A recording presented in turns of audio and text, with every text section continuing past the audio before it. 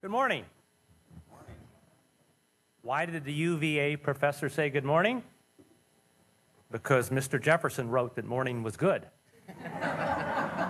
Well, I'm Dewey Cornell. I'm the moderator for the panel this morning. And I want to say just a few words about adolescence before I go to our panel. We're all familiar with the conventional view of adolescence. The conventional view is that adolescents are risk takers. They're impulsive to the point of being reckless. They're disinhibited. They're thrill-seeking. They're defiant and rebellious. And there seems to be ample evidence to support this view if we look at their driving records, their problems with teen substance abuse, juvenile delinquency, teen pregnancy. And certainly these are important problems I don't want to minimize, and our panelists have done important work in this area. But I think our panelists would agree that the more conventional view of adolescents as risk takers is not necessarily the view from a positive youth development perspective.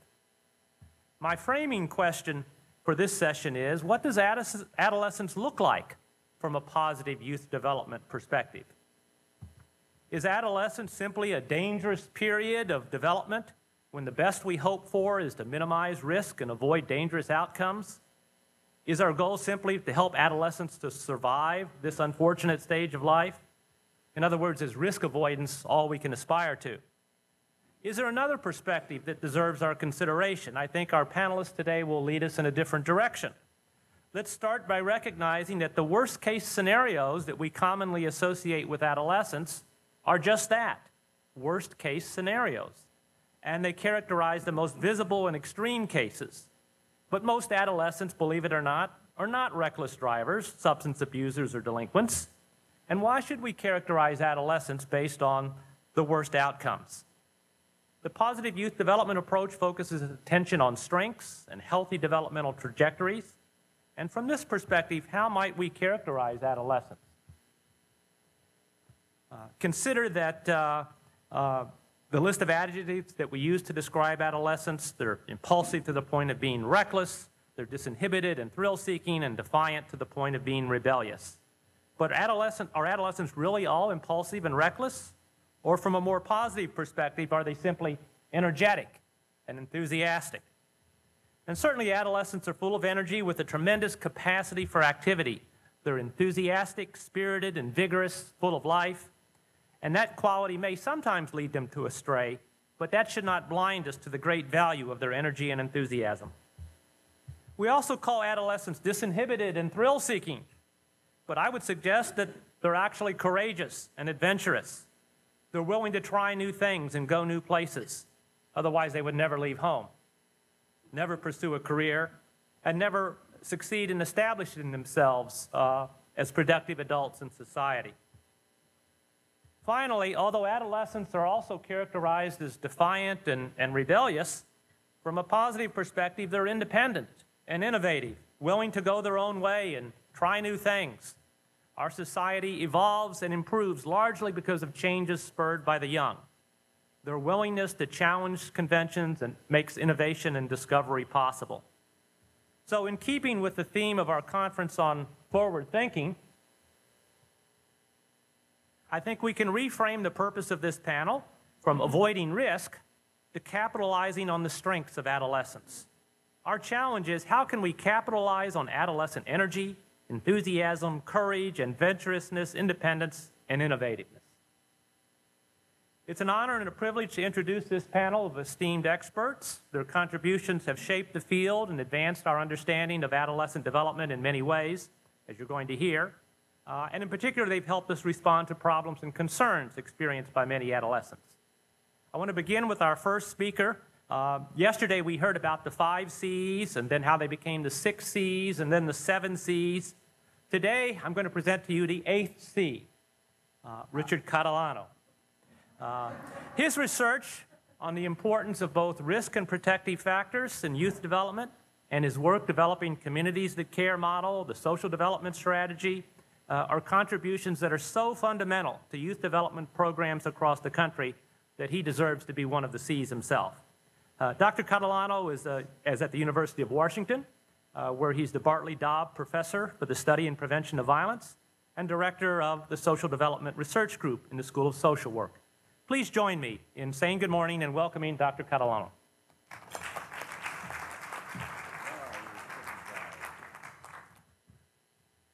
I don't know if I can live up to the 8th C.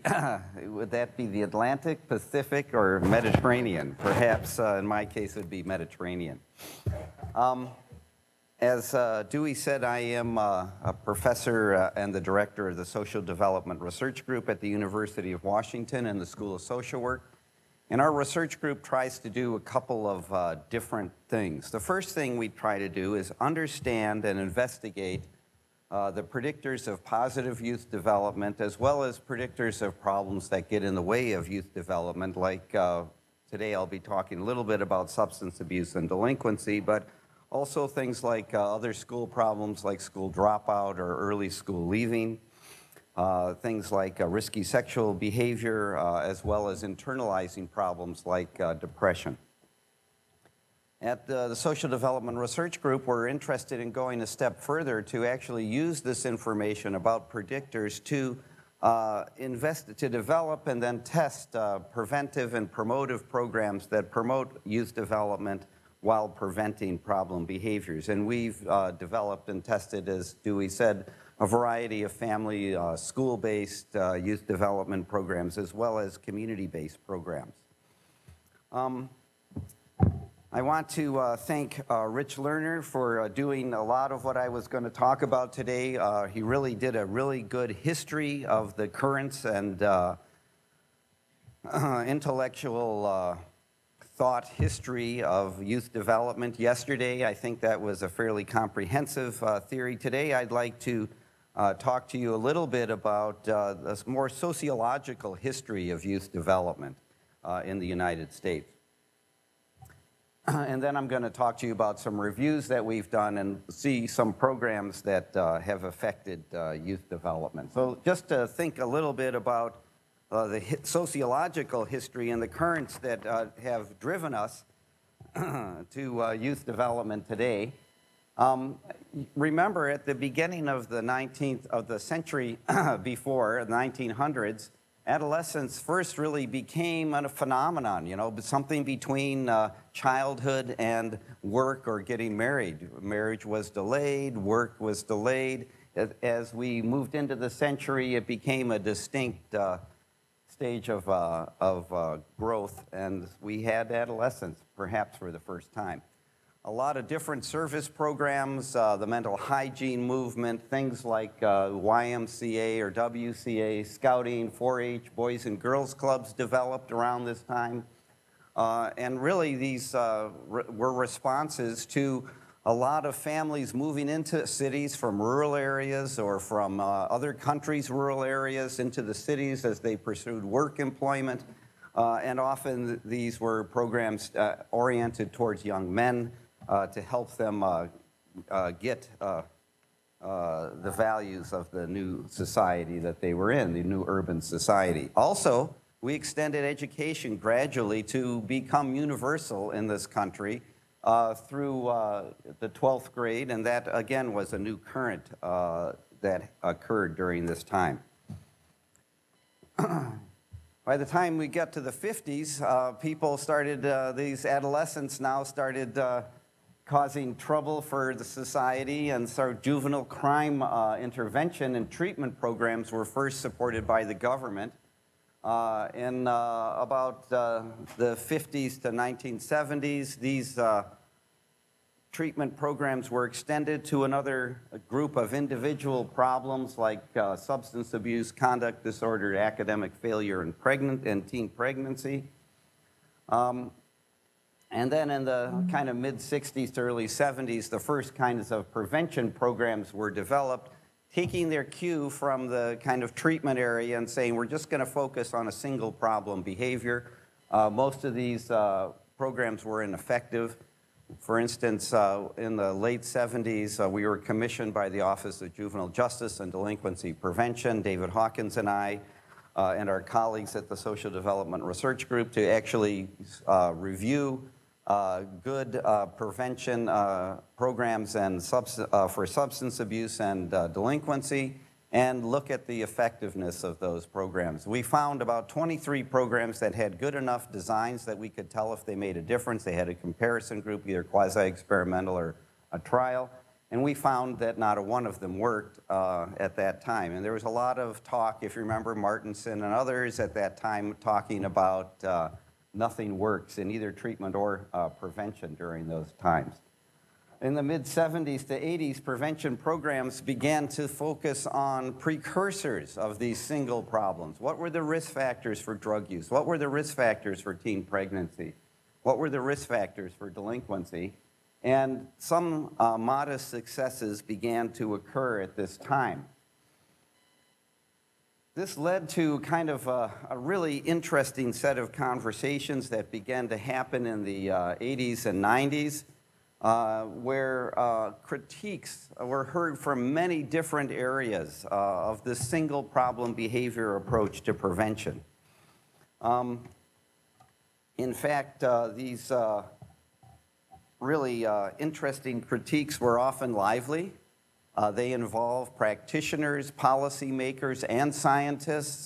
They involve foundations, the National Academy of Sciences, foundations like the Annie E. Casey Foundation, and others were very interested in these critiques. And so what I'm going to do now is just summarize these currents.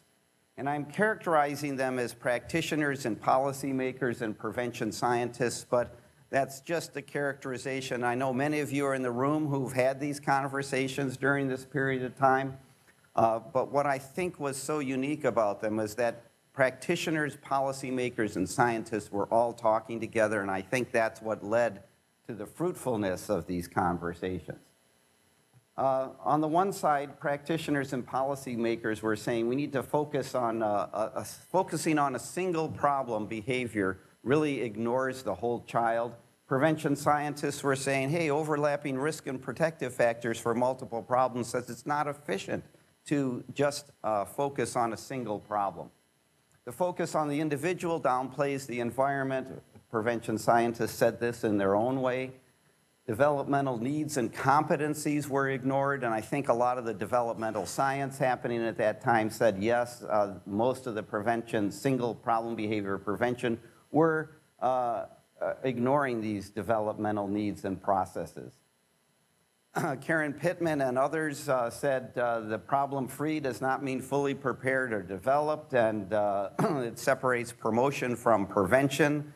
An important set of comments that were unique to this group, and the prevention scientists were saying protective factors aren't often addressed in these prevention programs. Again, an interesting thing for me is that they came together and converged and leading, I think, to a better integration of science and practice by saying, let's focus on the whole child. Let's focus on the developmental needs and challenges. If you remember Shep Kellum, if you ever seen him do a presentation and you just see the developmental force fields during that he brings up every time, risk and protective factors operate at critical developmental periods. Therefore, we have to focus on those developmental needs and challenges. Include multiple socialization units. Don't just work on the kid, work on the environment as well. Change the environment, not just the individual. Address cultural competence in program delivery, and again, prevention scientists understanding the developmental community epidemiology needed to be addressed for the target population. Include prevention and promotion, uniquely stated by the practitioners, and prevention scientists said, let's make sure that we include those at greatest risk, otherwise we're not likely to have an impact on the problem that we're concerned about. These critiques and convergences, I think, led DHHS to commission the first review of youth development programs. We got the lucky tag to be the reviewers of this. Does this have a pointer? No pointer. Here it is. Oh, I see two instruments. So we got to do this for the Assistant Secretary of Planning and Evaluation. It was commissioned in '96. We completed it a couple years later. And I'm going to summarize the impact of youth development programs on delinquency and substance abuse, and I draw from these two reviews that we've done. The second review was supported by the Centers for Disease Control and Prevention. These literature reviews looked at youth development approach. First, what was the youth development approach? And we identified constructs by looking at the literature. What were the constructs or concepts that people were talking about in their conversations about youth development? This was augmented through subsequent work with the Annenberg-Sunnylands Trust Task Force on Positive Youth Development that many of you participated in. So what we did when we looked at the literature, we found a lot of different things that were there, a lot of different competencies and self-efficacy, positive emotions we heard from Rich, like hope and love, but opportunities in the social environment and recognition for positive behavior, not just for, as Dewey was saying, the risk-taking, but for positive behavior. Strong, close bonds between individuals and their caretakers and individuals and other adults, as well as positive peer norms, clear and positive identity and self-determination, a belief in the future and spirituality, and some resiliency or ability to bounce back, as well as satisfaction with life were identified looking just at what people were considering. When we then looked to find programs that address these concepts in the kids 0 to 20, we wanted to find programs, and we found both preventive programs as well as promotive programs that actually address these youth development concepts. They had to be comprehensive, multiple constructs in one domain, like multiple constructs addressed in school, or a single construct addressed across multiple domains, parents, community, family, etc. They had to have strong evaluation and demonstrate behavioral outcomes, either positive developmental outcomes or positive problem behavior. We did electronic searches, comprehensive reviews were done. These summaries were independently verified by 2 reviewers, and the program summaries, many of them were confirmed by the original program developers. In the first review, we found 25 programs of the 77 we found with good enough evaluations that their conclusion validity could be understood, and about 25 of those met criteria for being effective. And in the 2010 review, we found 15 of 30 youth development programs, and in this case, since it was CDC Division of Adolescent Reproductive Health, they were really looking for at least one adolescent reproductive health outcome and noted other outcomes on other behaviors. We found 2 reviews. Between these 2 reviews, there were 38 programs total that were effective. About 20 of them had effects on substance abuse and antisocial behavior. I'm just going to go through these really quickly because I have almost no time left. There were things like early childhood programs like the Perry Preschool Project, programs that we developed like the Seattle Social Development Project that taught teachers to instruct in their classroom in ways that would involve kids in providing them opportunities and recognition and developing their own learning styles, as well as other kinds of emotional regulation programs like PAS. Just to show you a couple of examples of outcomes from one of the projects, the Seattle Social Development Project. After doing teacher training for 6 years, to help teachers teach better and manage their classrooms better, to help parents support kids' academic success, and to support kids' ability to interact with other peers to further their learning, or just looking at that intervention in the 5th and 6th grade only, and following those kids up through age 27. We had effects early in the kids' career. Also, by the end of 5th grade, there were less initiation of delinquency, better things happening in the family, and better things happening at school. By the time they reached 18, a variety of negative problems were avoided, as well as improved academic achievement and bonding to school. The effects were higher for high-risk kids, and then by age 21, more high school graduation, and we have the rate of dropout, more attended college, more were employed, and had a variety of, fewer were involved in a variety of negative behaviors. And at 27, there was actually better outcomes on SES, educational and occupational achievement, in the experimental full intervention group. The late group was pretty neutral compared to the controls, and there was also fewer mental health disorders as well as sexually transmitted diseases. Just to show you one example of this, we actually reduced health disparities among African Americans and European Americans. You can see that the African American experimental rate here is very similar to the experimental rate in the European Americans, much different than the control rate for African Americans in the control group. Again, a variety of programs were found. These may be your favorite, maybe not your favorite programs.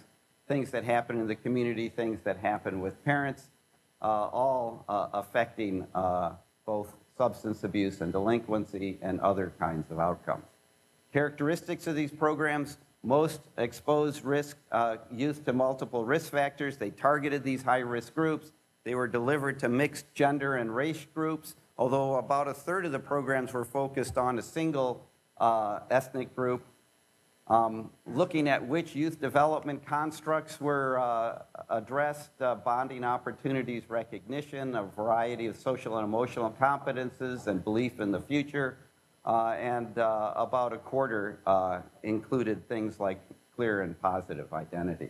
So my conclusions are, there is evidence that positive youth development programs can prevent substance use and delinquency. Many prevent other problems as well as promote positive outcomes. They have robust and sustained effects. I showed you just one example. There are other programs that have those extended effects. And they demonstrate effects among diverse youth. However, we're not at the point where we can say you can just address any of these concepts and we'll have a recipe for success. It's these specific programs that have been effective. And I think the recommendations I would make from this body of research are we need to, like we've done with risk and protective factors, and like Peter Benson that Rich mentioned yesterday has begun to do with the youth assets, begin to look at the predictive validity of these youth development constructs. In the special issue that we did in 2010, the CDC funded some research to look at these youth development constructs and the predictive validity on adolescent sexual and reproductive health, but we need to do that more broadly. The theory of youth development should organize these youth development constructs. They're all important. It's more than the 6 C's or the 7 C's, certainly not the 8th C, but it's more how do they work together, not to define positive youth development, but how do they work together? How does opportunities work with recognition? How does that promote bonding? And finally, all the PYD evaluations need to look broadly at positive and problem behaviors. These programs, because they address what's best about youth and try to prevent the negative outcomes, they're likely to have multiple outcomes across problem behaviors, across positive youth development. We need to make sure in our studies that we measure all of these outcomes. Thanks.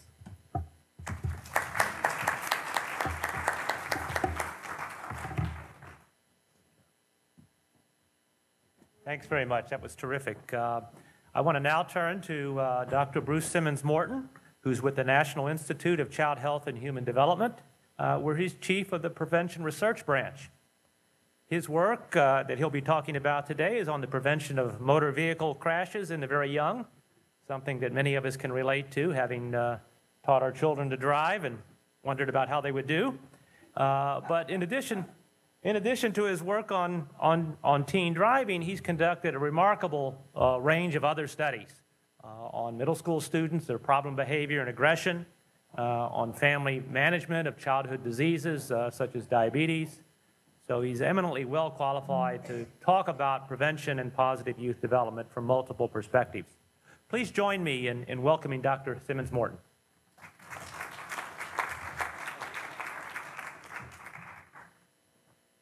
Thank you very much. I'm delighted to be here. And I'm going to talk about teenage driving as a developmental challenge.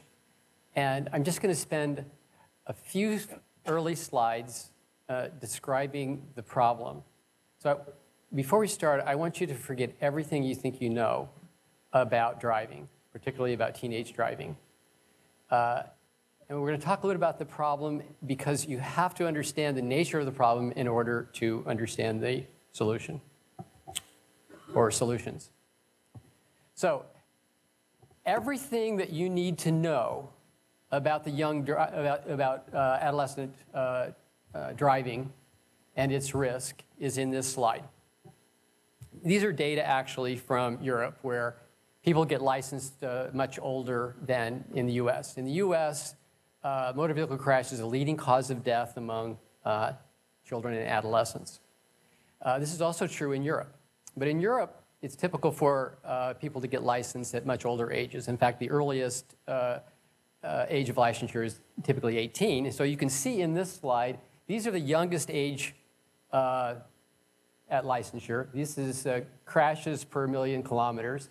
And the youngest age drivers at 18 have very high crash rates that decline fairly rapidly and continue to decline for a number of years. If you get licensed at age 21, your initial rate is considerably lower, and you get to this point of no more decline in crash rates somewhat quicker. And if you get licensed at age 23, your rates are much lower at the beginning, and still, it takes a number of years. So by age 20, mid-20s, something like that, all of these drivers are about the same level of risk. You should learn from this slide a couple of things. One, even these mid-20s, when they get licensed, have high crash rates. This is a learning curve. Those of you who are in education recognize this as a learning curve. This is the error rate declines over time. And so you have an error rate for all of these, but you have an age effect as well. This is sometimes called the autonomous age effect. And in this room, we're primarily interested in this age effect because it is pronounced. Our youngest drivers have the highest crash risk, and they learn more slowly. Just recall, as we go through this talk, that when we're talking about learning here, we're talking about learning like learning to play golf, learning to be a mathematician, learning to be a scientist. It takes years. It does not take a few hours behind the wheel. You believe that? I hope so. So this gives rise to what's known as the young driver problem, and there are many parts to the problem. We just discussed the first part, which is age and inexperience, major factor. But exposure and driving conditions also matter. That is, not all driving is the same. Crash rates are much higher for all drivers at night than during the day, but particularly this is true for young drivers. Passengers are actually protective for older drivers, but teenage passengers pose risk for fatal crashes among teenage drivers. Inclement weather, high-speed roads, secondary task engagement, all increase the likelihood of a crash. So the conditions under which people drive matter.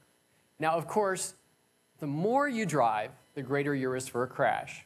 But the more you drive, the greater the decline in risk. So while people who drive 40 and 50,000 miles a year have very low crash rates, because they're on the road for 40 or 50,000 miles a year, they are more likely to crash than others. So exposure matters. So this is the dilemma. How do we balance the amount of time it requires for novices to gain experience and become good at driving without exposing them unduly to risk? And then the last factor here is what I'll call risky driving. Okay, teenagers engage in risky driving. Now, let me explain this to you This is the only other slide I'm going to show you on risk. And this is from the naturalistic teenage driving study that was just completed. And what we did was we recruited 42 teenage drivers. They happened to be from the Blacksburg, Roanoke area. And we instrumented their vehicles with a complicated data acquisition system that included accelerometers, GPS, and cameras in the car that looked at the occupants and looked forward so we knew what was going on both in the car and outside the car. We know everything about these kids driving. And we followed them for 18 months, and most of them drove with their parents. They shared a vehicle, so we could compare them to their parents.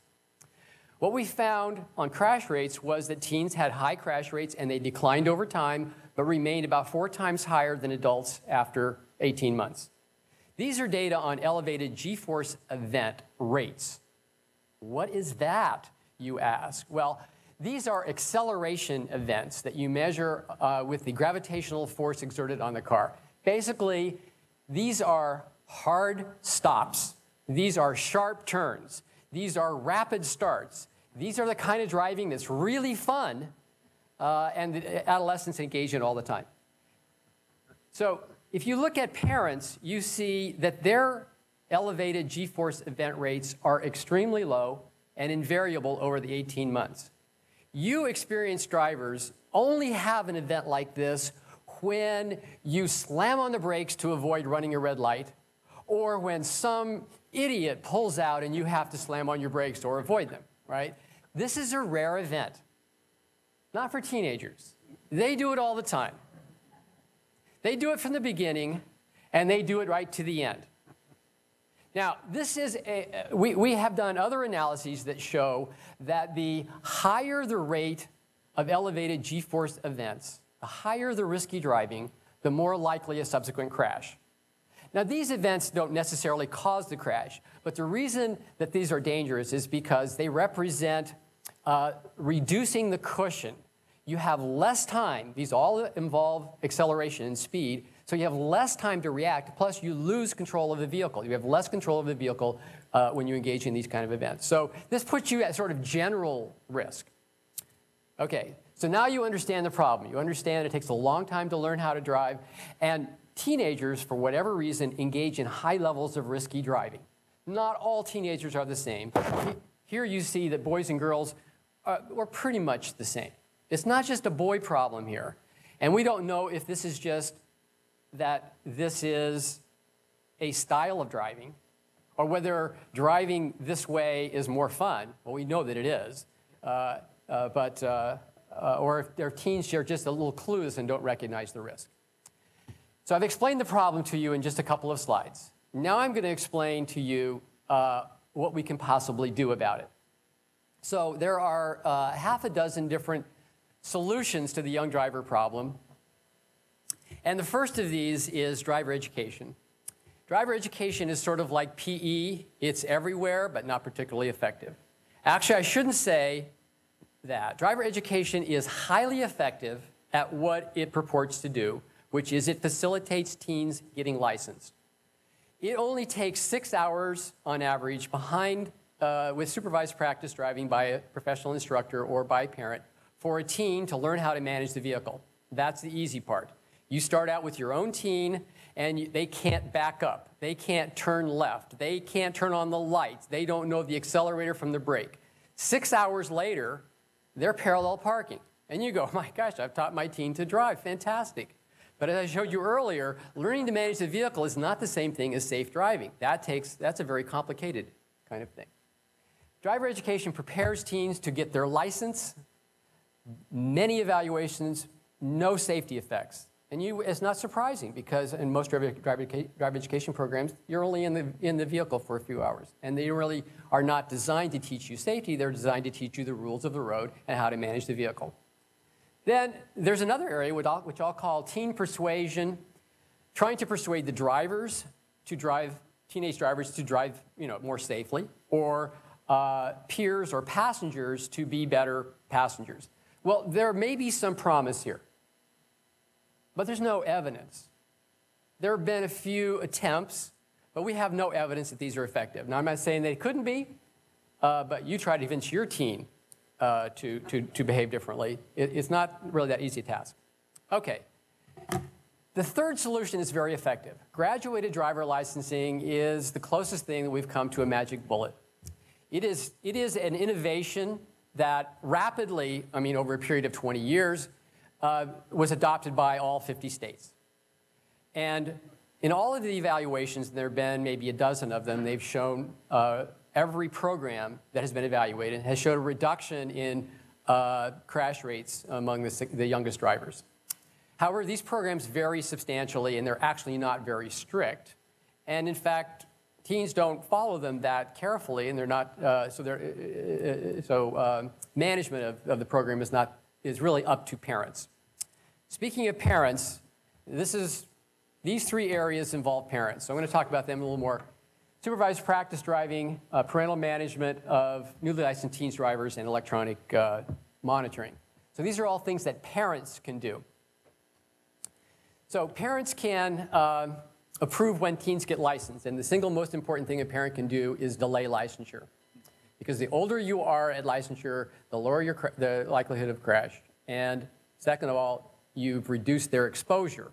They're not going to be driving until they get licensed, so that's a good thing. Unfortunately, parents pretty much allow their teen to get licensed when the teen insists that they want to get licensed. Supervised practice driving is very important, and one of the effects of graduated driver licensing is to require more hours of supervised practice driving, which is good, although there's no evidence that the more practice, the better teens drive later. But what there is evidence is that the more practice that's required, the later teens get licensed. So you've delayed licensure, and that's a lot of the effect of GDL. But the supervised practice driving also has the opportunity that parents and teens have a chance to talk. And parents can set sort of limits. And then they can manage independent driving. So in this slide, this shows the crash rates. This is actually Canadian data, but it shows the crash rates during the learner's permit period are very, very low. And why is that? That's because the parents are helping drive. You know how when you're riding with your teen, your primary job is to keep them from crashing, so you co-drive. But then suddenly teens are on their own, and their crash rates are very high, and now they've got to learn this, how to manage themselves and the vehicle in traffic. So that's the real task. Now, unfortunately, parents are not very good at setting limits. So in this slide, what you see is we asked teens about the limits that were set during the first year of licensure, and we have two groups. One is what are called trip limits. So these in the green, during the first month, down over the first year. What you see is the parents put a lot of limits and maintain limits on things that make them feel better because they know what is going on with the teen. When you take the car, when are you going to be home, where are you going? So these are all trip limits. Parents are pretty good at that, but they have no safety effects. When it comes to risk limits, in the blue bar, you see that parents set, and these are things like the number of passengers in the car, the roads you're going to be on, the weather, and so on. Their parents are not as good at that, and they decline very rapidly. So parents are, they're concerned, but they're not doing all of the right things. So it's possible to, through programs like the Checkpoints program that we developed and evaluated, to persuade parents to adopt a parenting driving agreement that would set some limits on driving. And this is a typical parent agreement, and we have data that show in these programs, those who are subjected to the program are more likely to adopt a parenting driving agreement and to set higher limits. And when you set higher limits and you affect the mediators of perceived risk and expectations and monitoring practices, that increases driving limits and that improves driving outcomes. So these programs can be effective. Unfortunately, they're not well implemented. Or broadly implemented. And that's because parents are ambivalent. Parents actually want to protect their kids, but they want to give them the gift of driving, and they're scared of it. They're either frightened of their teens or they're somehow reluctant to challenge the relationship with their teens. By 16, teenagers are pretty good at managing their parents, and parents are not so good at managing their teens. But the other thing is that parents really don't know. Parents think their teens are driving well. So this is, again, from the Naturalistic Teenage Driving Study, and these are elevated G-force event rates again. And what you should take away from this slide is that these are 3-month periods, so this is 18 months, and these are the elevated G-force event rates over driving. In red, you see are the parent driver. Very, very few, very low rates.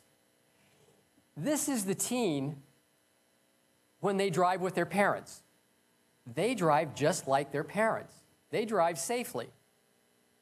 This is the teen when they're driving on their own in the blue bar. They drive in a much more risky way. So here we note that teens can drive the way their parents want them to drive, but this is the way they do drive. So parents think, because they've ridden with them, that their teens are doing well, but they're really have their own style. So the authoritative parenting paradigm is to be demanding and responsive. And so in this little zit slide, don't you trust me, Mom? Of course I do. Then why are you always checking on me? And she says, to make sure I should keep trusting you. And so it's possible for parents to actually monitor their teens, whether this is desirable or not. But Dan Cox and others of us in the driving community have used these kind of technologies as not just for measuring, but also to provide feedback. And this is a drive cam, which is a little device with an accelerometer to measure elevated G-force events, and a camera, and then there's a little light right here, thank you, that blinks when you exceed a G-force. So you make a sharp turn, the light goes red and blinks. So now you know you've done something you shouldn't do, right? And so this should be, we know this feedback is a great learning tool. Everybody learns from feedback, right? And then you can also provide feedback that's summarized over a week, and you can put the individual, plot their rates, and you compare it to the norm. And this can be made available to the teen and the family. And you can also put their videos on a website where the parents can see exactly what was going on in the vehicle when this occurred. So in a recent study, we did a randomized trial where we put drive cams in the vehicles of 60 teenagers. And then for 2 weeks, we had the drive cam on stealth mode. So there was no blinking light. And then after 2 weeks, the first group, the lights only group, started getting feedback just to them. So they knew when they had an elevated G-force event. Every time they had one, it went up. In the other group, they got the lights every time they exceeded an event, but they also got this feedback to the family in the form of a kind of a report, and every one of their events, the videos, were posted so the parents could see them, okay? And so what do you think happened? Curiously, so these are the regression lines, but if you look at the point prevalence, what you see is the lights-only group, actually, when the light went on, their rates went up. They were exploring, how do I set this darn thing off? What do I do? And over time, there was some variability, but basically, they did not learn from this feedback. However, the teens in the drive cam group where they got the weekly feedback, they declined immediately from the time that the light went on, knowing that their parents would be able to see this. So the combination of feedback and the potential that their parents would look. Now, actually, parents were not very good at participating in this. They would look a bit, but it's really more the threat that parents would actually know that seems to be important. So, in conclusion, there are many challenges to improving parental management, but this is really what we need to do. The prevailing social norms are that, driving is sort of a right. You're 16, you can get licensed, go ahead. But really, it should be thought of as rather than a rite of passage, as an obligation to be very careful. It's something that you're allowed to do, yet these parent management programs are very slow to disseminate. We need to integrate this kind of thing into GDL and into driver education where they currently don't exist. And that's my message. Thank you.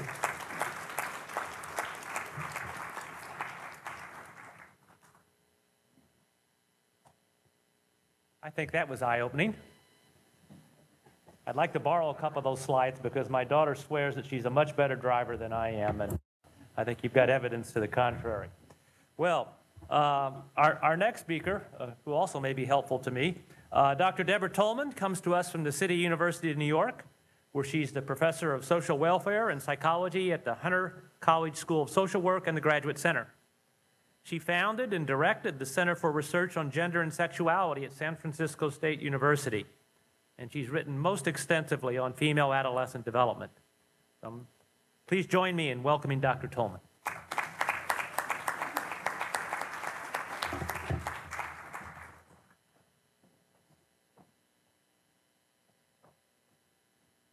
Okay, I'm laughing because I have to admit during Bruce's presentation I kept substituting sex for driving. Wow. The camera thing just totally put me over the edge. I don't think we'd want the camera. I don't know. They seem to want the camera now. Different topic, different talk. I often end up starting my talks with the phrase, and now for something completely different. And I actually think that may be apropos even here. So I want to thank you for inviting me into positive youth development. It is not a place I have lived. I like your hotel.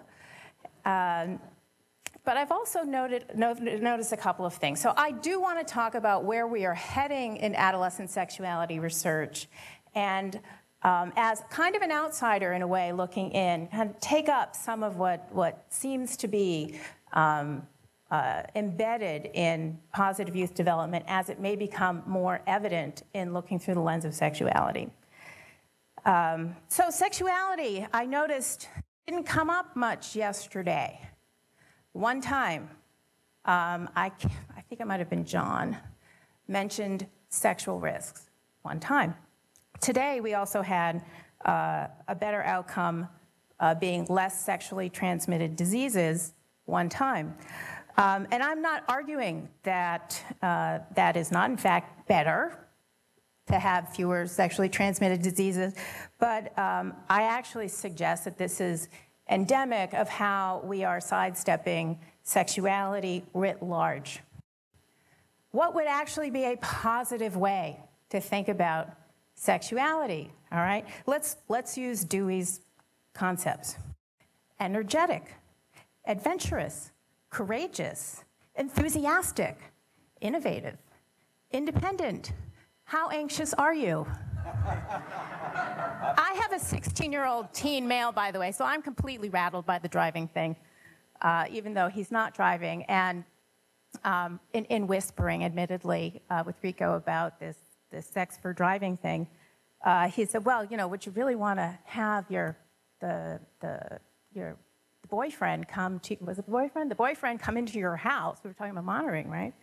And I actually, my answer to that is kind of yes. And I have giant bowls of condoms all over my house and have for years. I have 2 boys. And I really don't care what they do with them. I just want them to get accustomed. That's a little, okay, that may be too much information. Okay, so I think it is accurate, but part of why, as a society, we have had our heads in the sand.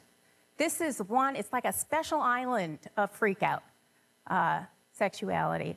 And frankly, of everything that we've talked about, it is the one thing that is actually supposed to happen in adolescence. You're not supposed to become a risky driver. You're not supposed to drink. You're not supposed to do drugs. You are supposed to become a sexual person. In 1980, Adelson, in the Handbook of Sexuality, literally wrote that a primary task of adolescence is becoming a sexual actor. Now, in 1980, I don't think he was talking about girls. Another topic. Okay. So, and as we'll get to, I have actually noted that while there is a swing to thinking about sexuality in positive terms, I'm concerned a little bit that we're swinging too far between an either-or kind of binary, and I want to suggest another way of going.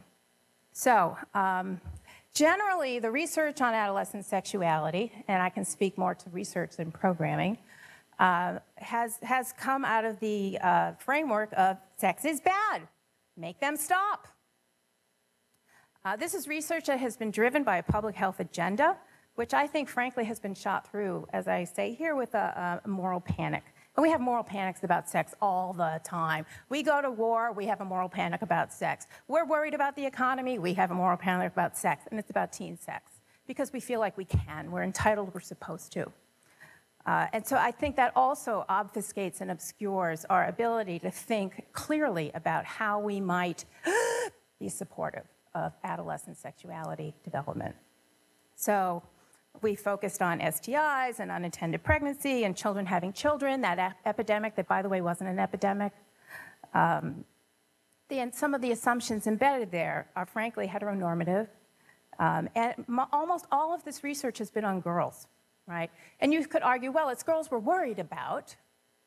And I would suggest, in part, it's because girls are gatekeepers, and that these outcomes are associated with girls failing to be gatekeepers of this idea of insatiable male adolescent sexual drive.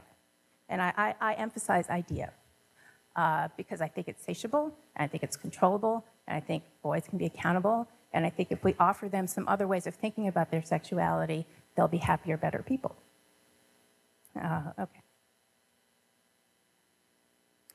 So the good news is that I think sexuality is coming out of the box. Is any of this changing? Oh, crap, I'm not changing. I'm changing for me, not for you. Okay.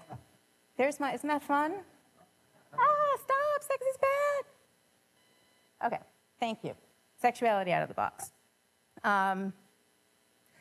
So we are actually in a really interesting moment with sexuality research, and we are proliferating what even constitutes sexuality. Maybe some of you saw this special, this New Directions volume. I guess they're not special, they're all New Directions, that Lisa Diamond edited in 2006, Rethinking Positive Adolescent Female Sexual Development. I thought rethinking was a little premature since we had just started thinking about it, but the good news is that at this point we are thinking about, some of us are thinking about sexuality as more than PVI, which stands for penile vaginal intercourse, which also makes me make this contribution. I really do think you should change PYD to EYD, because I hear PYD, it sounds like it stands for sexually transmitted disease to me. So maybe something else would draw more people in.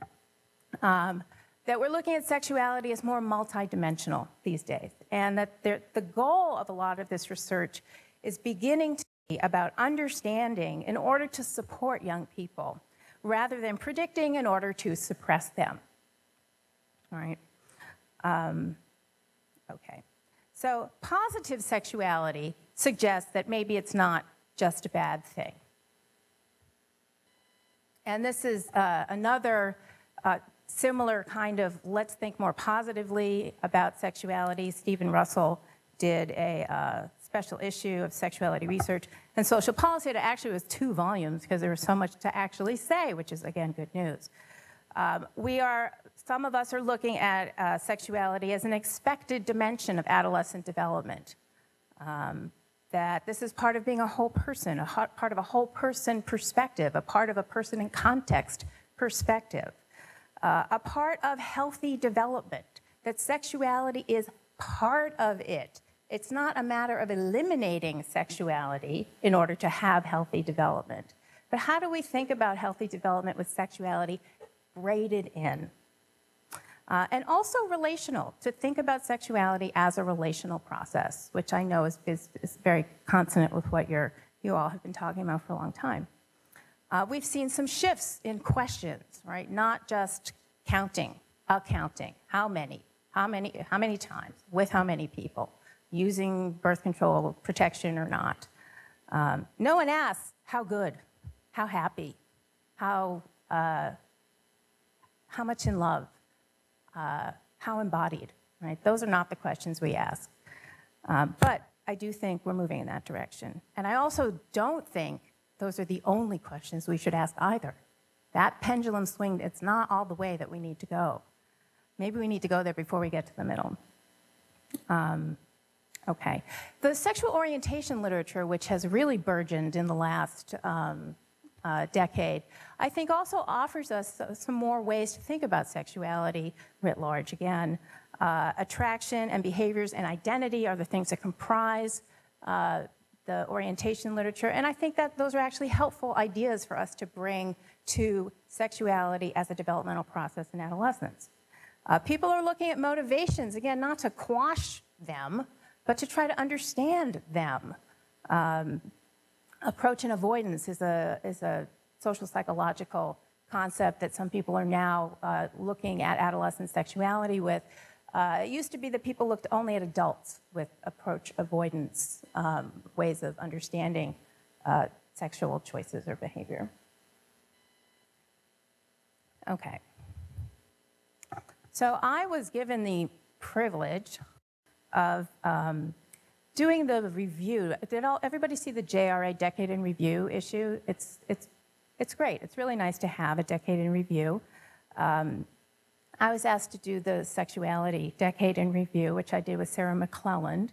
And we argue in this paper, we argue that normative sexuality development has really emerged as a way to think about and claim sexuality work in the last decade.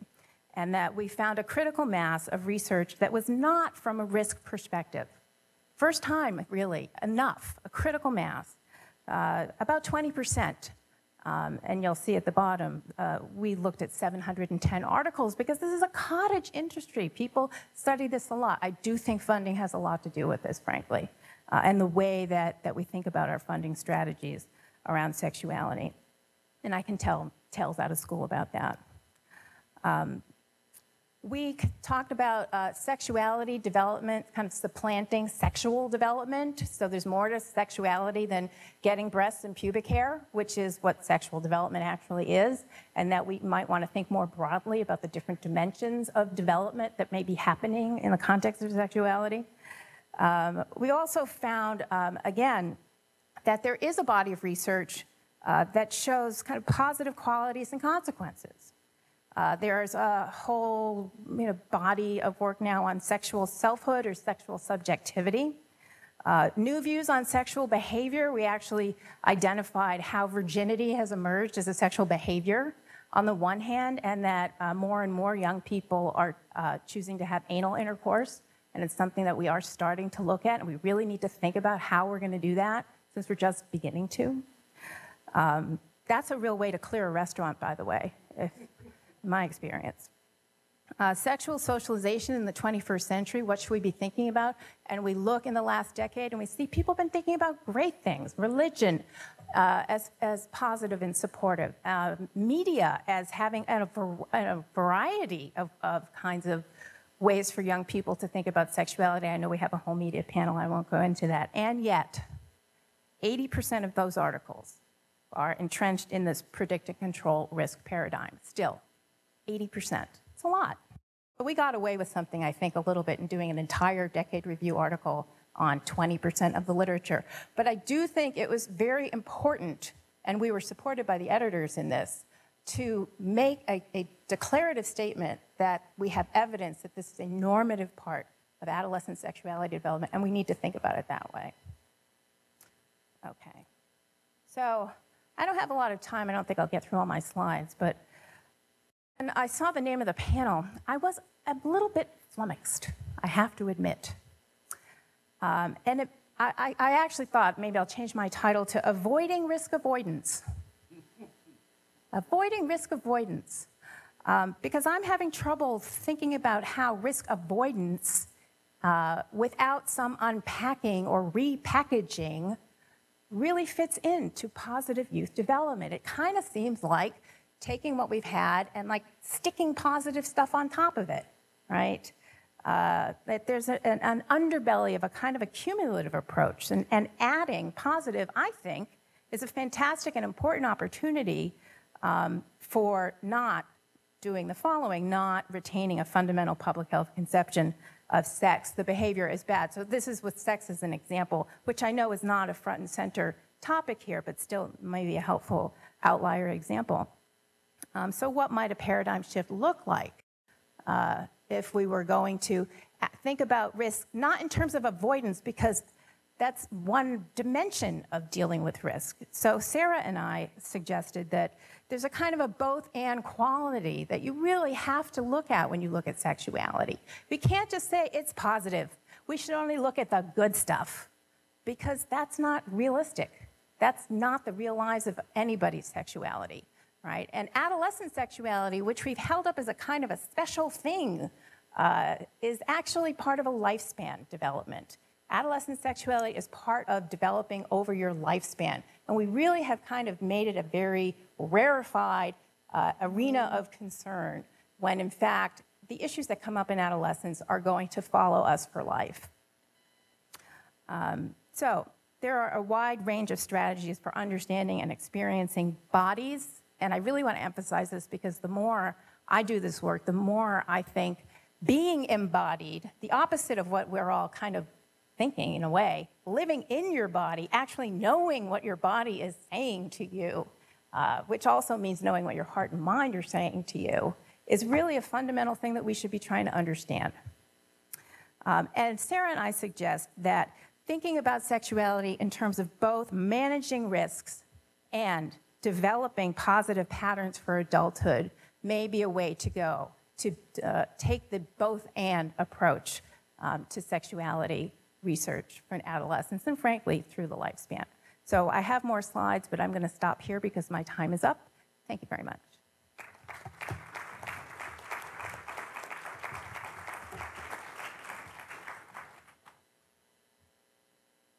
Thank you for a most thought-provoking talk and some very important questions. Our next and final panelist today is Dr. Sangeeta Tyagi, who's the Chief Program Officer of Youth Build USA. In an earlier life, she was a professor of sociology, but decided that she wanted to get more hands-on. And I think she's discovered she's hands-on and hands-full with, there are 273 Youth Build programs in 45 states. They're involved in building affordable homes, helping young people finish their education, get job training, engage in community service. The list of different aspects, I think, sort of looks like the laundry list of positive youth development, all rolled into one program. So please join me in welcoming Dr. Tyagi.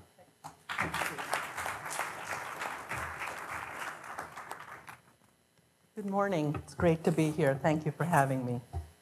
I love this quote. It's an old one,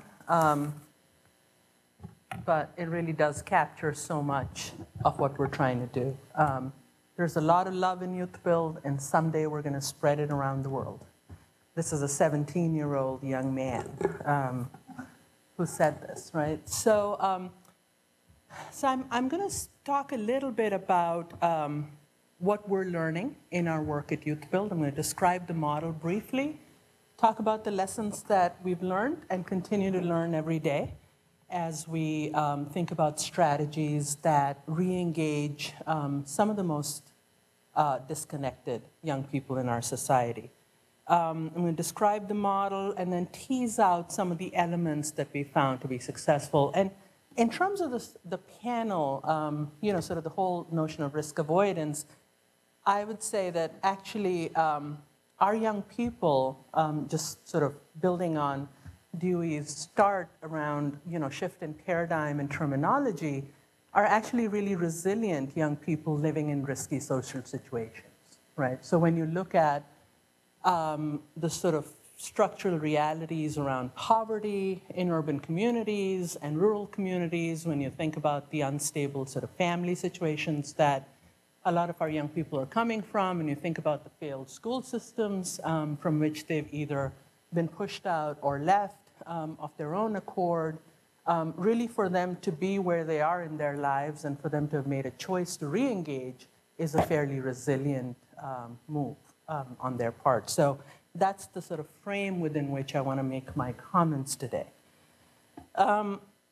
And then finally, I want to end with talking a little, just sort of leaving us with a couple of questions about what do we do with everything that we're learning? How do we begin to weave this through the systems that impact young people's lives every day? How do we sort of take the lessons learned from the hardest to serve young people and really start to look at the systems that touch their lives. So I work at Youth Build USA, which is the National Support Center for the field of 273 Youth Build programs in schools. About 60 of our programs are diploma granting entities, so they're either charter schools, alternative schools, or in some form of partnership with their school district where young people graduate with a diploma. The national office, the National Support Center, provides technical assistance, training, pass-through funding, knowledge management, quality accountability, et cetera, to the field. So my perspective on this is sort of a national perspective, not necessarily a direct service provider perspective.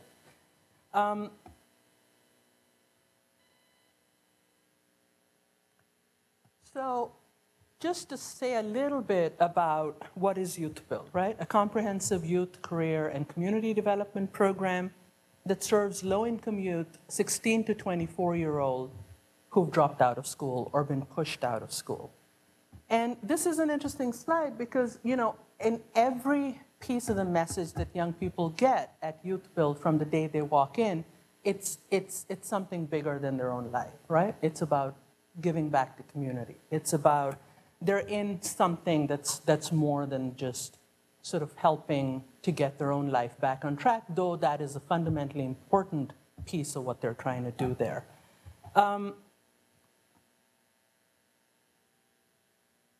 And what are programs working towards? What's sort of our definition of success writ large, right? And again, one of the things that you start to see here is really sort of a couple of bullets down here is engaging and providing leadership in community affairs. That is built into the expectation that when you engage at Youth Build, you're working towards success in post-secondary education or credential attainment, you're building or maintaining a family-sustaining wage and satisfying career, positive personal and social support networks, leadership in community affairs, health, both emotional and physical health, and building financial and other life assets, right? So a fairly comprehensive approach and a fairly multi-pronged definition of success. I'm just gonna put these up. And somebody who's better at PowerPoint than I am would actually merge all these circles. They really shouldn't be sitting all separate like that, but just, you know, fairly quickly to go through this, the model is really that young people re-engage of their own choice. They come back and earn either a GED or a diploma. Where's that pointer? And they're working towards college readiness skills, college success skills. The majority of our young people are going in for associate's degrees, 2-year degrees, but a trickle has actually now begun to be seen where they're moving from associate's to bachelor's degrees. At this point, in Youth Build's sort of cumulative history, we have PhDs, we have people with multiple masters, we have people who are in schools of education, and we have a number of students that are moving from the associate's degree to the bachelor's. They either build new or refurbish existing affordable housing in low-income communities. That is both their service to the community, they're building really visible community asset, and they're extremely proud of that. It's their career development training. They show up on time, they work in teams, they deliver a product. They're learning an important skill that's transferable to other fields. This is also where they're earning industry-recognized certificates that help link them to registered apprenticeships or other sorts of stackable credentials as they move beyond Youth Build. This is also where they're performing their community service hours, and so they're also eligible to earn AmeriCorps Education Awards that then sit in the bank for them, and they can draw those down as they go to college. So there's a lot going on in each of these circles. The case management, the graduate resources, really this idea that once in Youth Build, always in Youth Build, and young people will come back at different sort of points along their lives after they've graduated as they're changing jobs, finishing something and starting something else, need to connect back with an adult. So there's sort of an ongoing work here.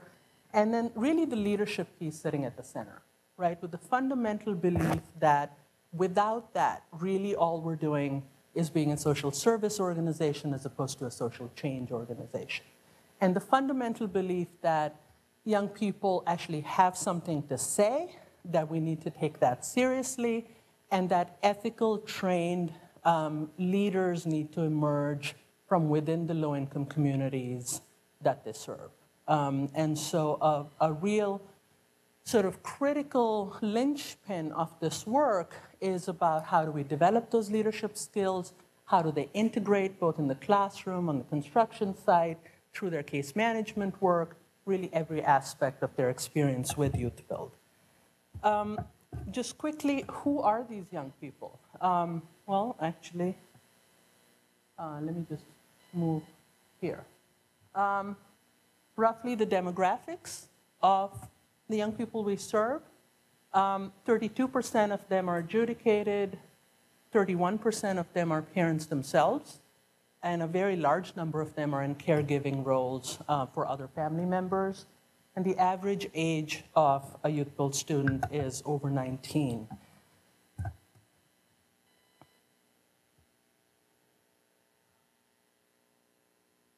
And again, moving quickly through this, Dewey already mentioned the 273 programs in 45 states. We're now in over 14 countries, and I just sort of leave that vague because we're literally in a new country every time I turn around. There are 10,000 young people enrolled in Youth Build programs, and over its history since 1994, there have been 100,000 young adults who have built 20,000 units of affordable housing. Youth Build receives federal funding, first through the Department of Housing and Urban Development, and now through the Department of Labor. So this is sort of the model, and I know I've just raced through this, but I want to sort of spend a little bit of time on what we've seen over the years. So in 2004, and we're actually in the middle of a new sort of fresher study now, and we should have data on that pretty over the next year. But in 2004, Temple and Brandeis universities conducted research where programs reached out to all of the graduates that they were able to reach, and now know that this can be a fairly mobile population of young people. And the researchers connected with 882 graduates, and these range from graduates who had left the program the previous year to all the way out to a couple of years. And these are some of the things that we saw, right? 75% were working, going to school, and or in training. They were free of government supports. It's a very large number had involvement with the community. 92% described themselves as having a positive attitude towards life and work and family. 80% said they were no longer engaged in any negative behaviors. And what is probably one of the most critical for us and that we talk about is the last one, right? There's a 35-year difference between how long they expected to live before and after participating in Youth Build. They had seen enough of their peers being gunned down, shot, dying of illness, lack of healthcare, disease, et cetera, that they really did believe that if they lived to be in their 30s, that that's sort of what their lifespan was going to be. Now, clearly, this is self-reported, but they believe now that they're engaged in positive sort of community life and family activities, that they'd live to be a healthy 75. So what makes all of this come together, right? These are some more statistics around civic engagement, being registered to vote, et cetera. And again, for a population that is as disconnected as they are when they first enter Youth Build, these are some fairly significant statistics, both around being engaged in community, voting, being registered to vote, and doing volunteer work. So really some of the sort of sauce of what makes this come together, right? I mentioned the leadership development work. The young people on the panel said to us yesterday, invite us to the table and ask us about more than how to run a good prom. And really it comes down to that, right? I mean, the fundamental belief that when you've trained young people to do a social sort of analysis of their communities, of society, you've helped develop critical thinking skills, and those are adult responsibilities, teachers, staff at the program, really giving them the tools to think through histories, social change, movements, social organizing, structures of society, global sort of issues. And then once you've done that work, both at the construction side, during case management, teaching, it's everywhere that social analysis is being developed, then you get to stop and ask them, what do you think are solutions to these issues that face us? And then you need to take those seriously. Because of course, young people have a fairly strong crap detector, right? So I think once you begin to do this, and once you really start to put your money where your mouth is, young people in Youthville will go to Capitol Hill several times a year. They'll go to their state house, and they'll talk to legislators, and they talk to policymakers, and they actually express their opinions about how systems might change, and they offer their recommendations on how schools might be fixed, and how detention centers might be improved, and how crime might be reduced in their communities. And so it's really this question of, are we asking them? And when we're asking them, are we putting that information in front of the people who can actually make a difference? So providing those opportunities in a very, very sort of consistent way becomes a linchpin for part of what we're doing. And then, we've heard a lot of this being talked about yesterday and today on panels, right? All of these are really just positive youth development sort of elements and principles. And I want to focus on the fourth one, sort of building tangible community assets in service to others. There's a fundamental shift in identity that occurs when a population of young people that is seen by society as recipients of service begin to provide service to their communities. This is something that I can't stress enough, right? I mean, just in terms of how we're used to thinking about urban communities, how we're thinking about low-income youth who've dropped out of school, how we're used to thinking about sort of our racial and class stereotypes in the society. When these young people go from, as one young man said, at Youth Build, I've gone from being a menace to society to being a minister to it. That fundamental shift, when that occurs, is probably worth more than most anything else that we can do. So I'm going to end, I have a couple more slides, but I'm going to end with just a couple of questions, I think. What are the implications of some of this, right, for how we can think about systems? When you consider the sort of supports that are needed for young people who don't come from sort of the stable family backgrounds and the stable community networks that we often see in middle and upper middle class families, can schools do this alone for this population? What are the multiple community partners that need to come to the table if we're going to serve all of our young people? How do we really push for the full implementation of positive youth development principles into schools that are structured often with very deep disincentives to serve the hardest to serve? How do we actually start to make that shift? How do graduate schools of education train teachers who are as comfortable and proficient in showing care and affection and love as they are in teaching academic skills? And then what is the societal conversation that we need to have about the hundreds and thousands of young people who are in juvenile detention or adult criminal justice systems? What's the imperative for their sort of rehabilitation, re-engagement with productive futures?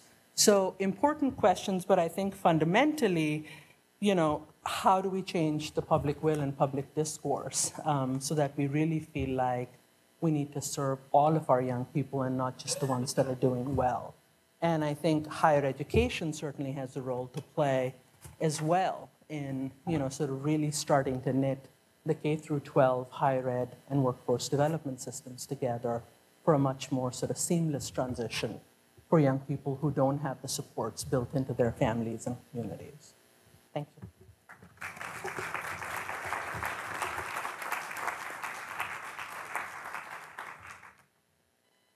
Wow. Thank you very much. We've got a lot that we can discuss, so who would like to go first? Come on up to the microphone.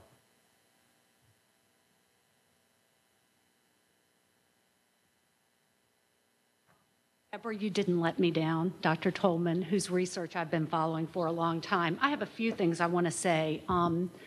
When we talk about these high-risk behaviors, a lot of things come to mind: drinking, substance abuse, tobacco use, school truancy, sexually transmitted infections, teen pregnancy. And after working, that is really hideous. After working with teenagers for several decades now and raising 3 kids who are now 16, 19, and 22, I hope that they never die in a motor vehicle accident. And I hope that they don't struggle with addiction, but I sure do hope they either now have or will have loving, healthy sexual relationships. And that's sort of my beef with putting that as high-risk behavior. When you focus on things like teen pregnancy prevention or STI prevention or unhealthy relationships, if you think about Deborah's paradigm of adopting this healthy sexuality as part of normative adolescent development, you can really take care of all these negative outcomes that we worry about, because you're then able to have a conversation, have education and contraception, condoms, whatever, available to teens who need to access those. I, like you, have bowls of condoms in my house as well. I don't want to know where they go, but I want them to be used.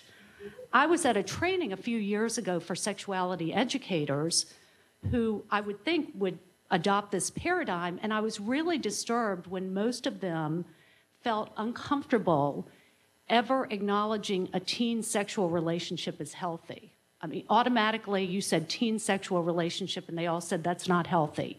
And I thought, I know teens who have relationships that are healthier than a lot of adults I know. And also, there's still, people are uncomfortable with the idea of addressing masturbation with teenagers. I'm like, hello, safe sex. Maybe just, if we had breaks during school, maybe some of the students would be less distracted. And I feel like we're letting them down by not acknowledging this. And then finally, when we use what Deborah referred to as PVI, I really like that, penile vaginal intercourse, and abstinence only until marriage as sexuality education, if we reduce it to that, then we completely ignore and disenfranchise LGBT youth. They're not included anywhere in that. So I really thank you for your work. I wish you'd just stay here in Charlottesville. Thank you.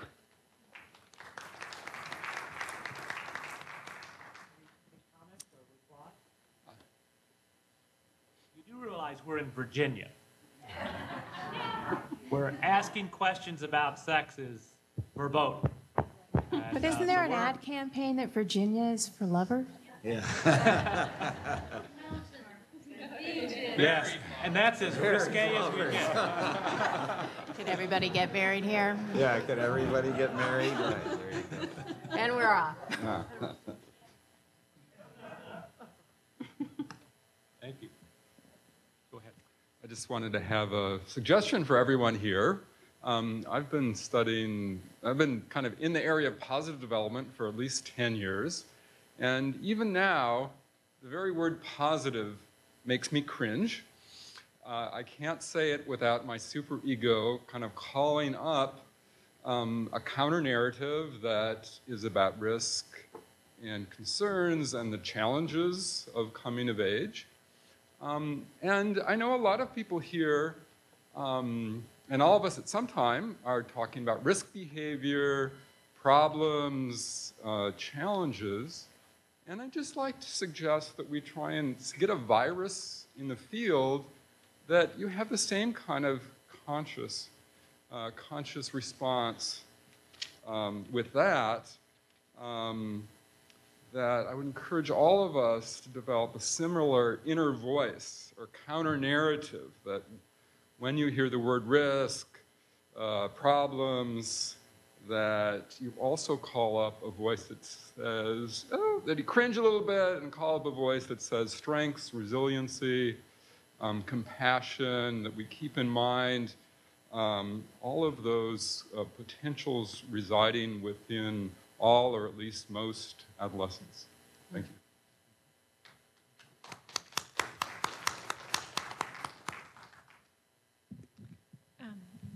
I'm Bonnie Ledbetter, University of Victoria. I guess we don't have to say that stuff anymore.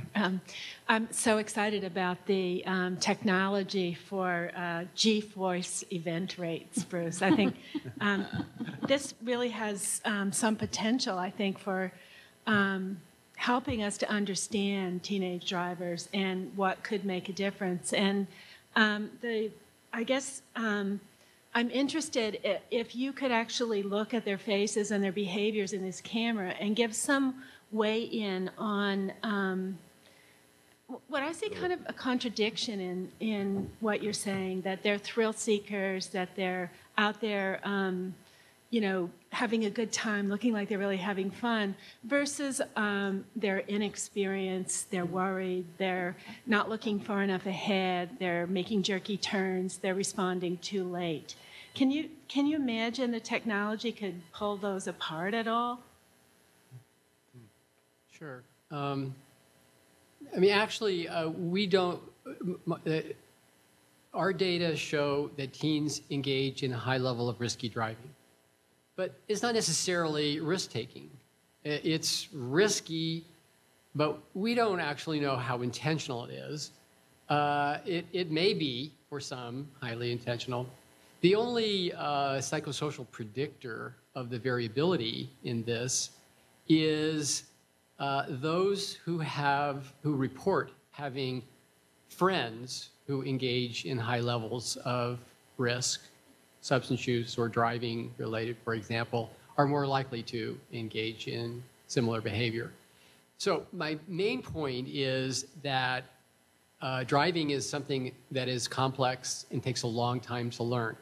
That is not actually driving, but safe driving takes a long time to learn. But we also, your question goes to the technology, and the technology is advancing very, very rapidly. And in fact, there it's very popular among fleet vehicle operators to put this technology into the vehicles so they can identify when a truck driver starts engaging in risky driving, and they monitor this very closely, and I think it's led to safety improvements.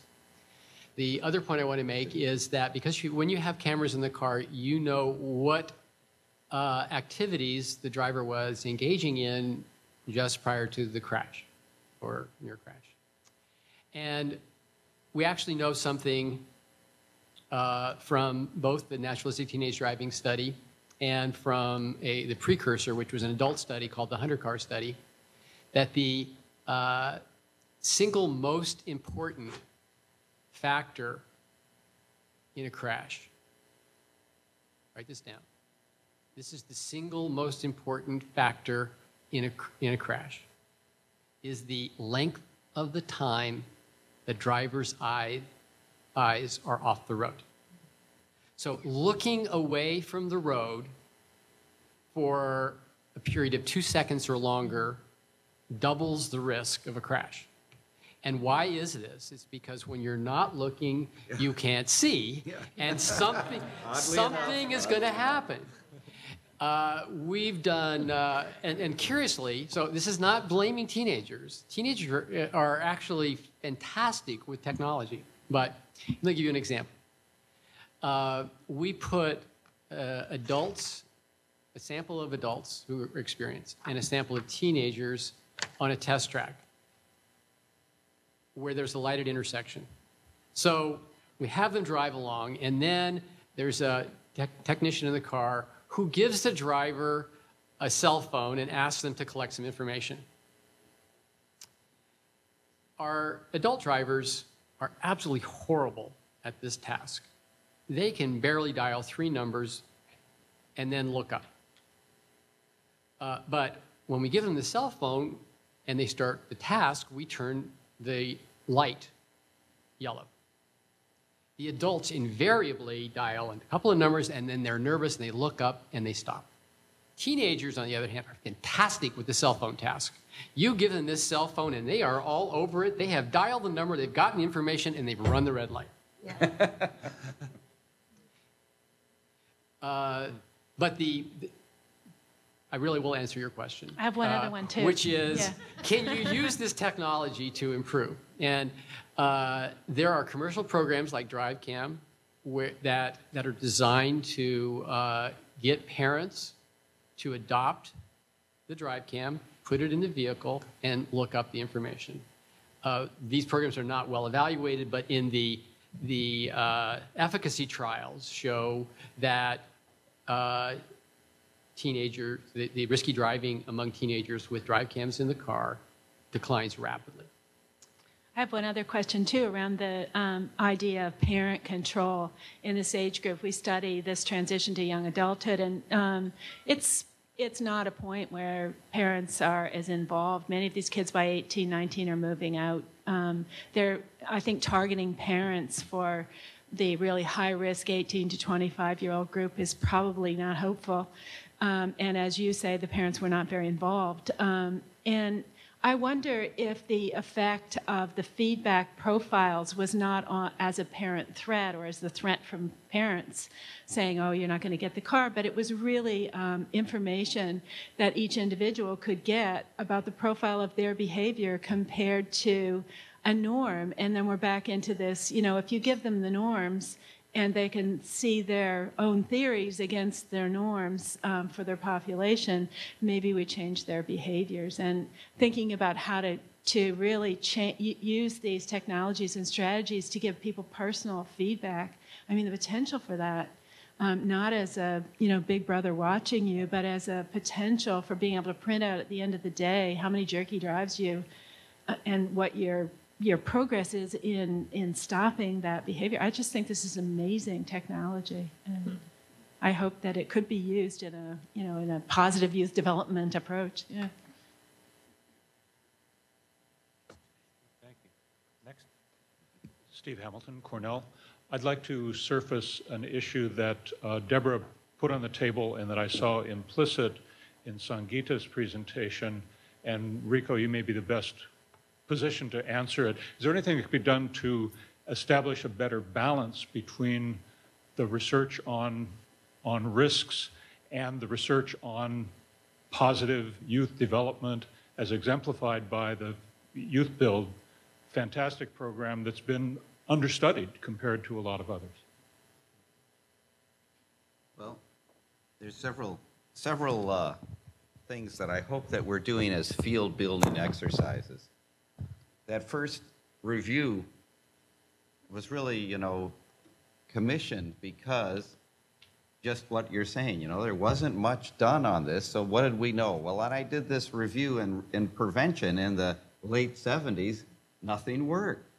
And it was a very interesting time. Well, that started stimulating governments to to fund two different kinds of things. More longitudinal studies on looking at what the predictors of these risky problems were. So perhaps that would provide a better target for prevention programs. I think the same thing, we have to take advantage and catalyze the effort that started with identifying what are people talking about as youth development constructs, get more longitudinal data to do that, develop youth positive, however you want to call it, youth development programs. Perhaps that would be a better thing than just positive, although we're still trying to make brand name here.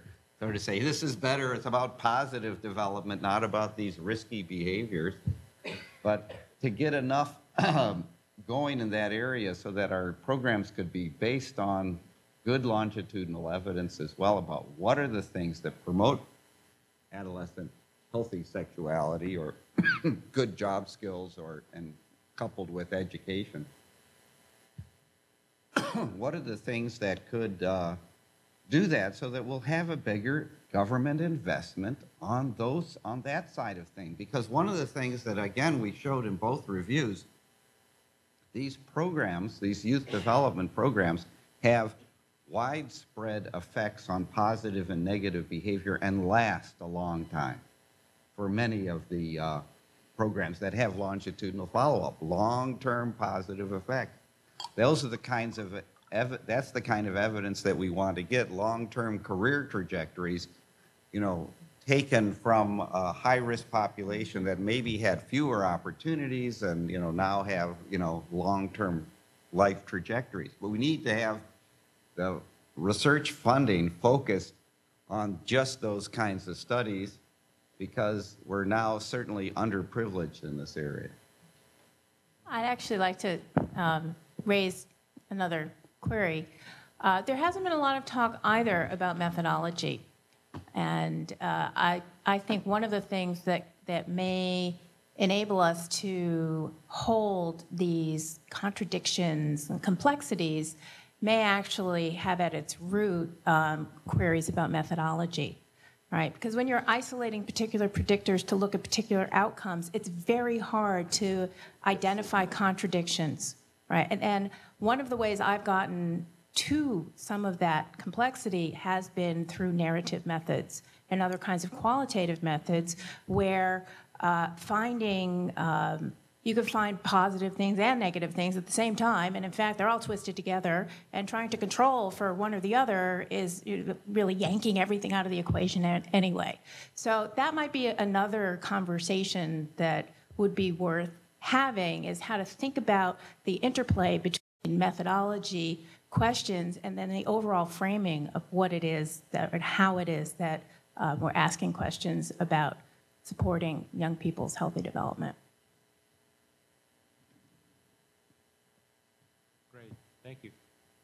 Yes, good morning. My name is Andy Block, and I direct the Child Advocacy Clinic at the law school here at the University of Virginia. And the last speaker talked about court-involved youth, and I wanted to, I guess, call our attention to that population. Again, the social science field has done a great job, I think, penetrating the legal world and helping educate judges and others in terms of the developmental differences between young people and adults that's resulted in some fairly dramatic Supreme Court decisions in the last few years.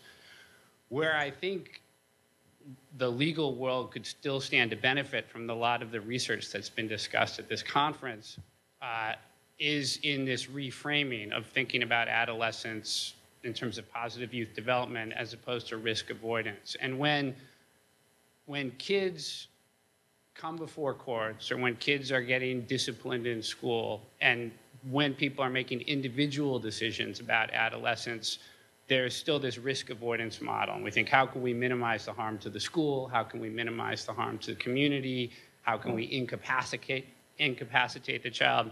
And I'd be interested in your thoughts on how you might educate, and I know, Dewey, you've done a lot of research in this area in the school context, but how you might educate individual decision makers about who come into contact with hundreds and thousands of kids about this reframing and about how they should use a sentencing or a foster care hearing or a school discipline hearing as an opportunity to help the kid flourish rather than as an opportunity to just make sure they don't screw up again. And I'd be interested in your thoughts or other attendees on that. Thank you. Dewey, you're positioned here. Well, the first thought that comes to my mind is that judges make decisions based on fear and concerns about public safety, and they think of all the bad things that might happen because we've so characterized adolescents in terms of their extreme behavior. And part of what we do with our threat assessment model is to educate educators and other policymakers that the risk is often exaggerated and that the potential for resolving conflicts and working out problems in a constructive manner is much more feasible. And I think our outcome research, not just with threat assessment, but with a variety of other interventions, shows that young people can have very positive outcomes from situations that might arouse fear and concern. I think we need to do a better job of educating folks about that and translating our statistical findings into take-home messages that are convincing and can be integrated into practice. Yeah, I mean, one of the things I wanted to add, for youth build programs, one of the things we found is that when programs really partner with judges and probation officers and, you know, the whole sort of juvenile justice, criminal justice apparatus in their cities, in their counties, we're able to actually present youth build as an alternative to incarceration, right? And when you start to make the case with outcomes and data about recidivism rates and how much lower they are when young people are in these sorts of settings as compared to when they're in lockup, and you start to make a cost argument, you know, so both the success and a cost argument, I think it goes a fairly long way. So in California, where they're, you know, presently looking to actually put back into the community thousands and thousands of offenders, Youth Build as a reentry option for young people is getting a lot of traction. And again, it becomes around the sort of data outcomes and cost argument, you know, that needs to be presented, I think, one by one by one.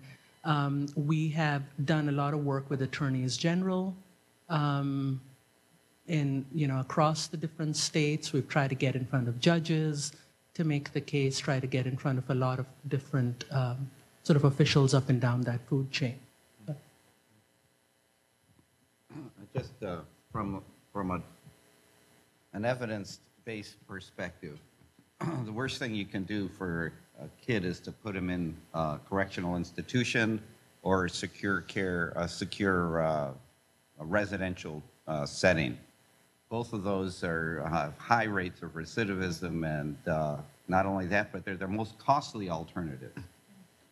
Things like multi-systemic therapy or functional family therapy are much more effective at, you know, half the cost is, no, more than that.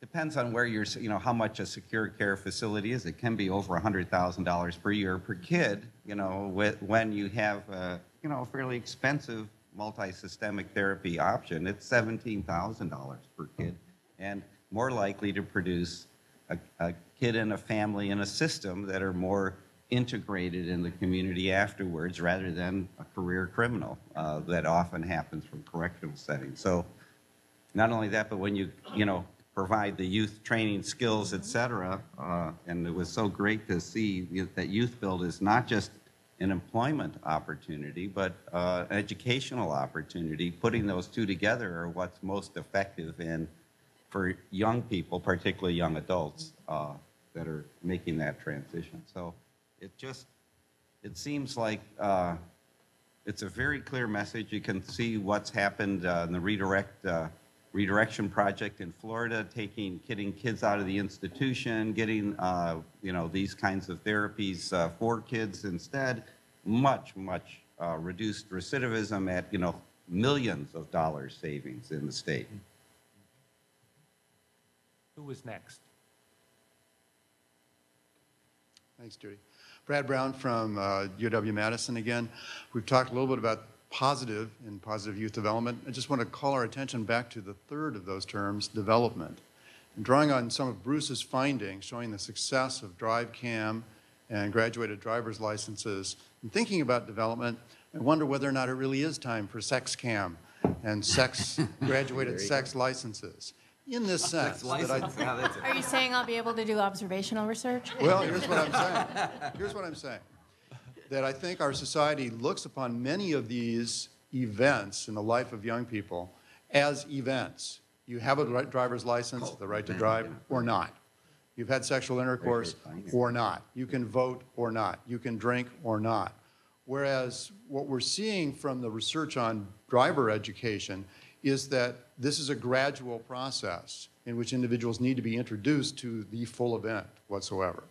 So how do we do that in terms of our research? If we take a look at a more positive orientation towards community involvement, towards the use of alcohol, if you will, towards sexual activity as well as towards driving, how do we capture that developmental process in our research? And then how do we measure that within the context of youth-serving organizations? And I think yours is a great example, because you're not turning individuals loose to be leaders in the community without training them to do that. You're not asking them to build a house without giving them the tools developmentally to accomplish that. How do we maintain that focus on development in our research and our programming? You know, one of the things that clearly we have to do is to have longitudinal, not just studies, but longitudinal follow-up during these periods of time, whether it's the driver time period. In the Seattle Social Development Project, a study that's produced all these wonderful outcomes, we had, I would say, several years of doubt. During adolescence was just a time when all these risky behaviors increased. We didn't see much difference between our experimental and control group, to the extent that no one wanted to risk funding at the 12th grade time point. They were saying, oh, well, you know, you had early effects, they washed out. That's what we expect from these kinds of programs. And it took us multiple years, maybe 10 grant proposals, to convince someone that it might be good to see if these kids graduated from high school at higher rates, because we did all this teacher training and educational blah, blah, blah. And they said, well, that might be interesting. Robert Wood Johnson took a chance. Without that 1-2-year study, we wouldn't have known all these later things that happened over time. So you can't just, two things about this for our research methods.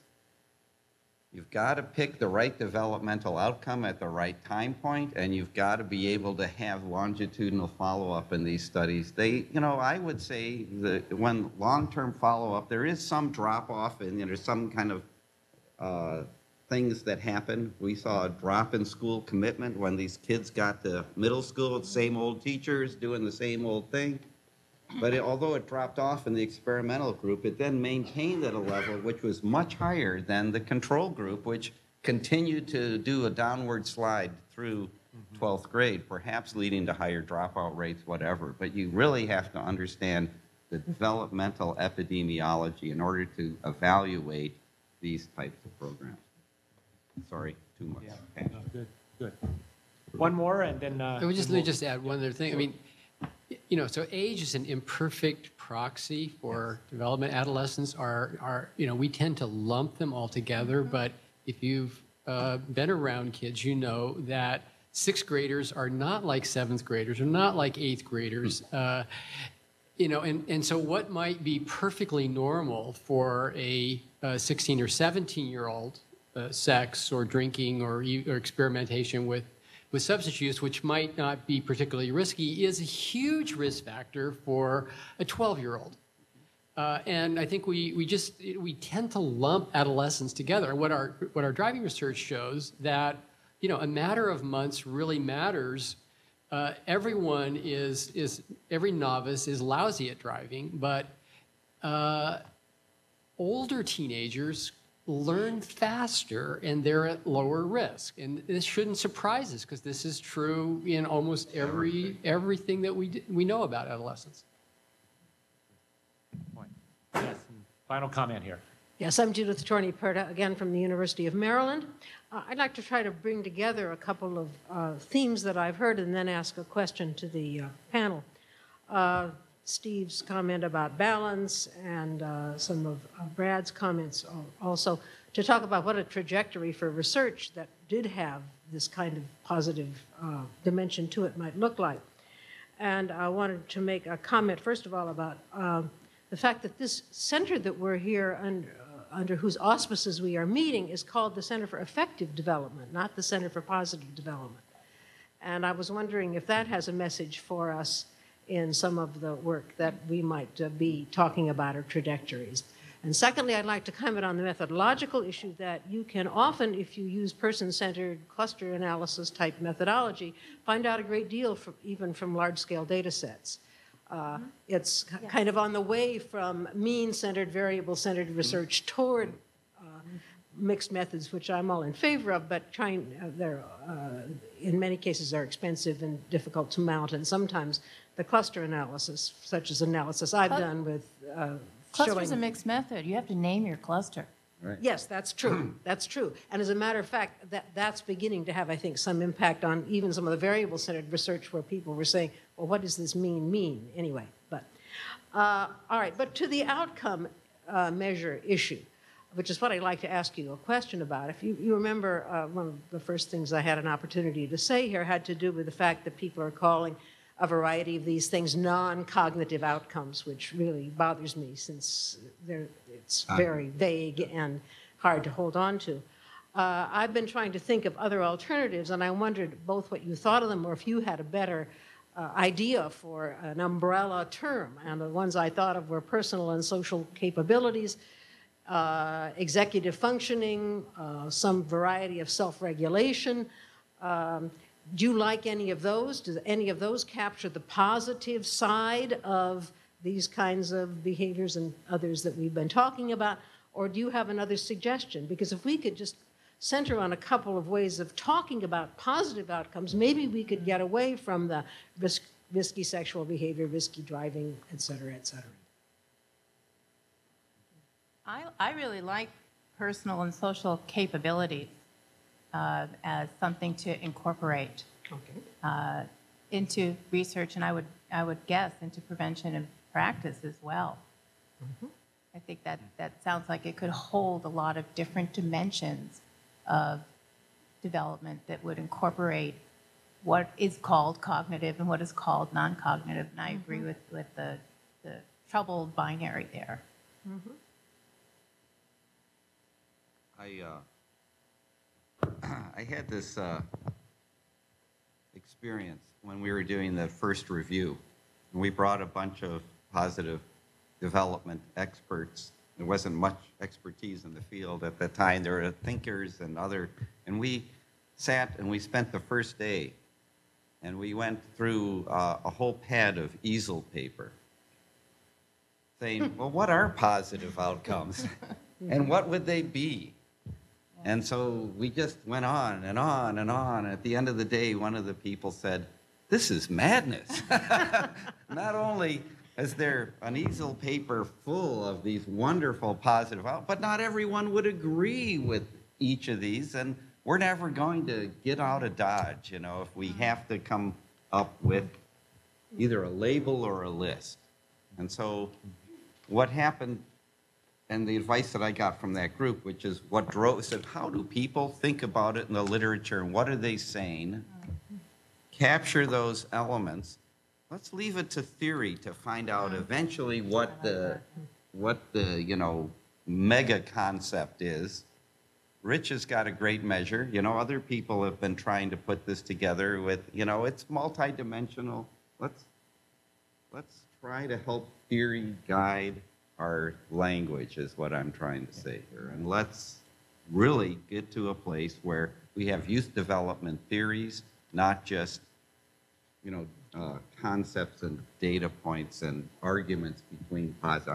I think that's the best that you got, but again, someone else will come up, you know, with a different take on it. Well, what do you mean capabilities, you know, or whatever. I want to, I'm going to interrupt at this point. Interrupt. We're running late, and I want to make sure we get time for the break, but we want to really hold to the break. So 15 minutes, and we'll come back and we'll go to media. These conversations are meant to be getting us started, as opposed to the job here was not to solve these problems. It was to start to continue the conversation that's been going on. To generate the problem. Yeah. All right. All right. I want to take a positive perspective. Yeah. Okay. Good. All right. Thank you to our panelists once again.